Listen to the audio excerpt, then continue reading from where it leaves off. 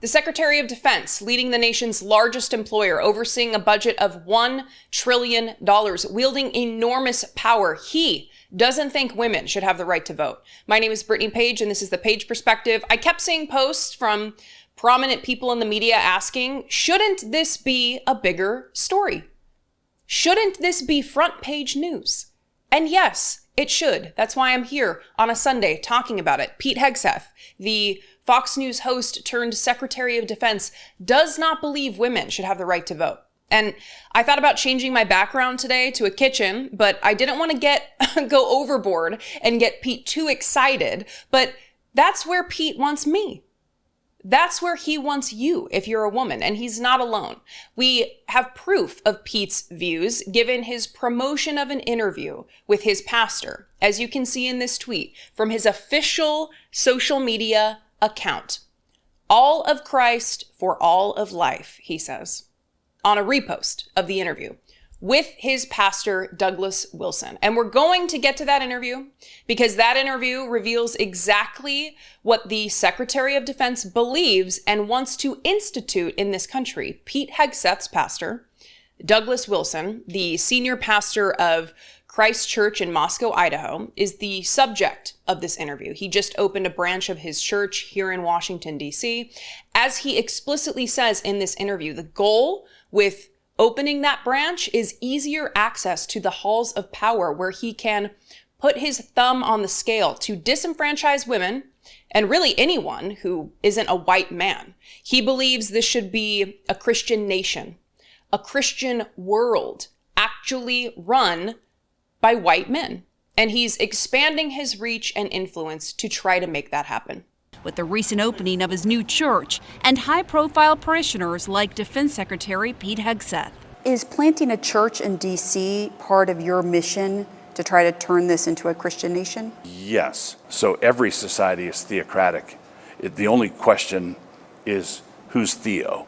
And Pete Hegseth, eager to jump in and help where he can to expand this patriarchal Christian nationalism. So let's break this interview into parts. And while you're watching each part of this, I want you to remember Pete Hegseth promoted this entire interview on his official social media account. Let's hear from Doug about how he sees the role of women in society. A big focus of his Christian movement is on a patriarchal society where men are dominant and women are expected to submit to their husbands. Women are the kind of people that people come out of. So you just think they're meant to have babies. That's well, it. They're just a vessel. No, it doesn't take any talent to simply reproduce biologically. The wife and mother, who is the chief executive of the home, is entrusted with 3 or 4 or 5 eternal souls. I'm here as a working journalist, and I'm a mom of 3. Good for you. Is that an issue for you? No, it's not automatically an issue. Women are the kind of people that people come out of, huh? Not this woman, Doug. I love how Pamela asks, is it a problem that she's a working mother? And he's like, not automatically a problem, because yes, it's a problem. These men want women trapped in the house again, without any power or control over their own lives or reproduction. Doug doesn't want women in leadership or combat roles. And I wonder if that sounds familiar. Pete, does that sound familiar? It should, because Pete's archaic views took up much of his confirmation hearing and the questioning, given his extensive career as a TV host, his many public statements on podcasts and books that he's authored. His passion for disenfranchising women and people of color is just explosive. He can't contain it, and he's eager to promote it everywhere he goes. Take a look at these comments featured in this AP write-up of his lengthy history of bigoted statements. Quote, "I'm straight up just saying, we should not have women in combat roles. It hasn't made us more effective, hasn't made us more lethal, has made fighting more complicated," he said in a podcast hosted by Sean Ryan on November 7th. He said, quote, "Dads push us to take risks. Moms put the training wheels on our bikes. We need moms, but not in the military, especially in combat units." He's this close to telling us that women are the people that other people come out of, right? And as soon as Pete got his seat in our halls of power, he started purging the military of women and people of color, firing high-ranking women and men without cause. And this is another lesson in believe people when they tell you who they are. And let this actually be a current lesson. If you're listening to this and you think these people cannot possibly be serious, they are very serious. And they will wield their power the way they are telling you. They will wield it if we allow them to have more of it. And if you didn't think all of this could get worse, Pamela interviewed Doug's fellow pastors about whether women should be able to vote. Again, while watching this, please remember that Pete Hegseth posted this to his official social media account. Wilson says in his vision of a Christian society, women as individuals shouldn't be able to vote. His fellow pastors, Jared Longshore and Toby Sumter, agree. In my ideal society, we would vote as households. And I would ordinarily be the one that would cast the vote, but I would cast the vote having discussed it with my household. But what if there's your wife doesn't want to vote for the same person as you? Right. Well, then that's a great opportunity for a good discussion.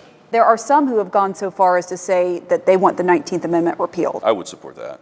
And I'd support it on the basis that the atomization that comes with our current system is not good for humans. And there you have it. Repeal the 19th Amendment. They support taking away a women's right to vote. They do not want women to vote. They do not want women to have power. They want to control women, keep them at home, trapped in a life they cannot escape. They're opening a church here in Washington, D.C. to be closer in proximity to their connections in the Trump administration, like Pete Hegseth, who is so proud of his church and what they believe that he posted this to his official social media account as the Secretary of Defense.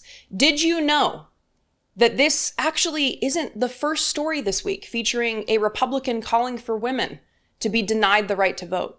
I just did a segment with Luke Beasley on his channel about Miley Biggs, Republican Congressman Andy Biggs' daughter, who is now running for office in Arizona, following in her father's footsteps. And given the attention surrounding her Nepo baby campaign, reporters have been digging into her background and previous statements.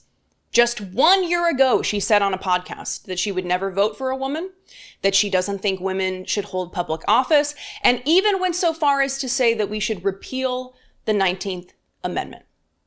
In a way, I feel for Miley, because her indoctrination has her regurgitating the propaganda that she was raised to believe. But what should you take from that story? That Republican Congressman Andy Biggs also believes this.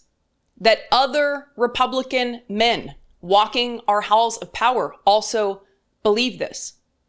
And I'll give some credit, actually, to Doug and his pastors, Toby and Jared, for at least being open about their goals here, because people like Pete, they try to hide them by distancing themselves from previous statements or downplaying the things that they've said and done until they get into power and start purging the military of women and people of color and banning books on anti-racism or gender diversity. And I keep encountering this in my daily life, where I'll be talking to someone about what's going on in our country and they'll downplay it. Whether Elon Musk's Nazi salute, whether the Department of Homeland Security's explicitly white supremacist tweets about protecting your culture, or featuring little Easter eggs with the 14 words and 2 capital H's, or Republicans making public comments about how we should repeal the 19th Amendment. How bad do things actually need to get before these people who downplay various events accept reality here? I know things are stressful and we all cope in different ways, but we need to accept what we're up against here. We are beyond the benefit of the doubt. There's no more goodwill. These people are telling us what their intentions and goals are. Even in this video, Pete Hegseth is prominently featured. How precious. And now there's a monthly prayer service at the Pentagon, initiated by Hegseth, Wilson's highest level connection to the administration. It's not organizationally tied to us, but it's the kind of thing we love to see. For his part, Hegseth has publicly praised Wilson. Now we're standing on the shoulders of a generation later, the Doug Wilsons and the others. Wilson's influence spans the globe with more than 150 churches. 150 churches. This is a growing movement, and it will only continue to grow the more that people try to ignore it. We cannot allow these people to win, and that means fighting for justice and equality for everyone. Your rights are directly tied to the rights of the undocumented, to people of color, to women. These people are serious. They are not joking. Please take them seriously and believe what they are telling you. We can't let them win. What do you think? Call and leave me a fewer than 3-minute voicemail at 202-656-1509 or send an email to info@thepageperspective.com. You can support my work by becoming a channel member by clicking the join button below for as little as $1.99 a month or by going to patreon.com/IDoubtItPodcast. Please subscribe. Please follow me on social media at Brittany E. Page, everywhere but the Nazi website. And as always, thanks for being here. Take care, and I will see you next time.